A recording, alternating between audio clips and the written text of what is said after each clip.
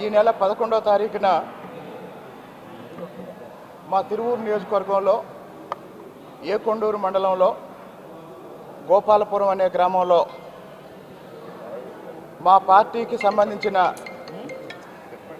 ఒక మహిళ మరణించిన నేపథ్యంలో ఆ కుటుంబాన్ని పరామర్శించడానికి వెళ్ళినప్పుడు ఆ వీధిలో ఉన్న కొంతమంది నా దగ్గరకు వచ్చి ఆ వీధిలో కొత్తగా నిర్మించిన సిమెంట్ రోడ్డు మీద ఎవరూ నడవకుండా ఒక కుటుంబం కంచె వేసిందని తెలిసినప్పుడు నేను అక్కడికి వెళ్ళి కొత్తగా నిర్మించిన సిమెంట్ రోడ్డు మీద ముళ్ళ కంచె వేయటం ఏంటని ఆ కంచె పీకేయటం జరిగింది. ఆ కంచె పీకేసి వచ్చిన తర్వాత ఆ కంచె వేసిన కుటుంబ సభ్యులు వైసీపీ పంచాయతీ వార్డు మెంబరు పురుగు మందు తాగి ఆత్మహత్య ప్రయత్నం చేశారని తర్వాత దాని గురించి మీడియాలో రావటం, ఆ మీడియాలో రెండు అంశాలు ఏంటంటే, ఒకటి ఆ రోడ్డు విషయంలో ఏదో ఆస్తి వివాదం ఉందని, అన్నదమ్ముల మధ్య ఆస్తి వివాదం ఉందని, కాబట్టి కంచె వేశారు అని మీడియాలో వచ్చింది. దానికి సంబంధించి మా పార్టీ అధిష్టానం ఆ రోజు ఏం జరిగింది మీరు వెళ్ళినప్పుడు అని నా అభిప్రాయం తెలుసుకోవటానికి ఈరోజు పిలిపించడం జరిగింది. గోపాలపురం గ్రామంలో కొత్తగా నిర్మించిన సీసీ రోడ్డు నిర్మాణానికి సంబంధించి గ్రామ పంచాయతీ చేసిన తీర్మానం ఇది.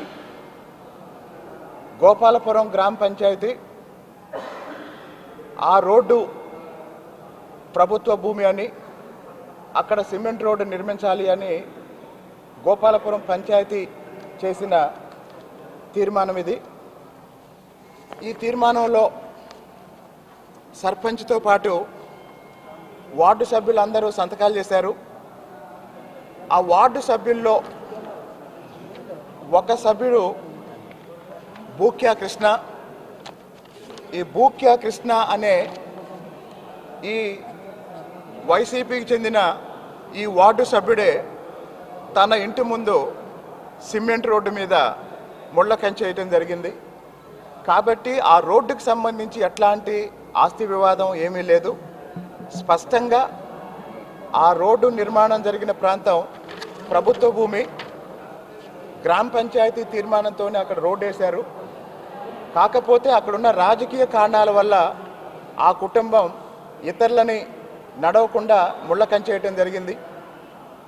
గోపాలపురంలో సిమెంట్ రోడ్డు మీద, కొత్తగా నిర్మించిన సిమెంట్ రోడ్డు మీద ఏ కుటుంబం అయితే ముళ్ళ కంచేసి ఇతరులు నడవకూడదు అని ఆపారో అదే కుటుంబం 2019 ఎన్నికల ప్రచారంలో తెలుగుదేశం పార్టీ అభ్యర్థిగా ఆ ఊరు వెళ్ళిన కొత్తపల్లి జవహర్ గారి మీద రాళ్లతో దాడి చేసి ఆయన కారు పగలగొట్టారు. అదే కుటుంబం 2014లో తెలుగుదేశం అభ్యర్థిగా ఆ ఊరు వెళ్ళిన స్వామిదాస్ గారి మీద దాడి చేశారు. అదే కుటుంబం 2013లో చంద్రబాబు నాయుడు గారు మీకోసం వస్తున్న పాదయాత్రలో భాగంగా ఖమ్మంపాడు గ్రామంలో ఆయన మీద వాటర్ బాటిల్ వేశారు. కాబట్టి ఈ బూక్యా కృష్ణ గారి కుటుంబం గత 3 ఎన్నికల సందర్భంలోనూ తెలుగుదేశం పార్టీ అభ్యర్థుల మీద దాడి చేశారు. మొన్న జరిగిన సంఘటన స్థానిక ఎమ్మెల్యేగా నేను ఆ వీధిలోకి వెళ్ళినప్పుడు అక్కడున్న ముళ్ళ కంచె గురించి నాకు చెప్పినప్పుడు నేను స్వయంగా ఆ ముళ్ళ కంచె తీసేయటం వల్ల వాళ్ళు దాన్ని ఏదో విధంగా గొడవ చేయాలన్న ఉద్దేశంతోనే ఇదంతా చేశారన్న వివరణ ఈరోజు నేను మా పార్టీ నాయకత్వానికి ఇవ్వటం జరిగింది. ఇదండి పరిస్థితి.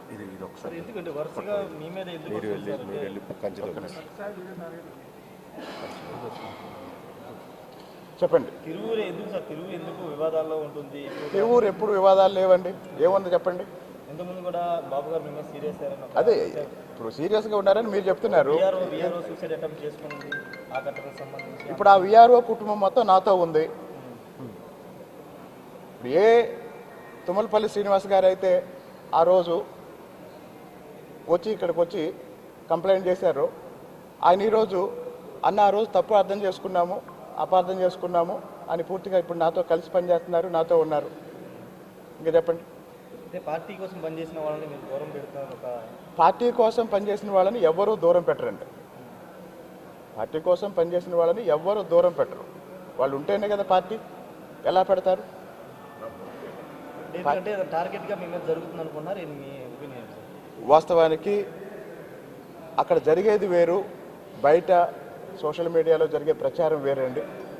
కాబట్టి మీడియా వాళ్ళందరికీ నేను ఒక మాట చెప్తున్నా, తిరువూరు ప్రజల అభిప్రాయం ఏంటో తెలుసుకొని ప్రపంచాన్ని చూపించండి. తిరువూరు ప్రజలు పులిపూడి శ్రీనివాసరావు ఏమైనా తప్పు చేశాడంటే నేను ఒప్పుకుంటా. అన్నా గ్రామంలో కంచెలో ఇలాంటివి ఉన్నప్పుడు ఎమ్మెల్యే స్వయంగా వెళ్ళి పీకేస్తారా అని ఒక పాత్రికేయ మిత్రుడు అడుగుతున్నారు.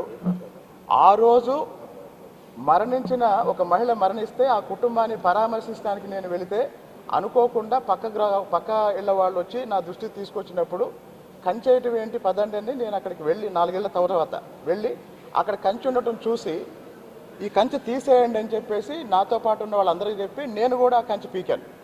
అది ఆ రోజు యాదృచ్ఛికంగా జరిగిన సంఘటన.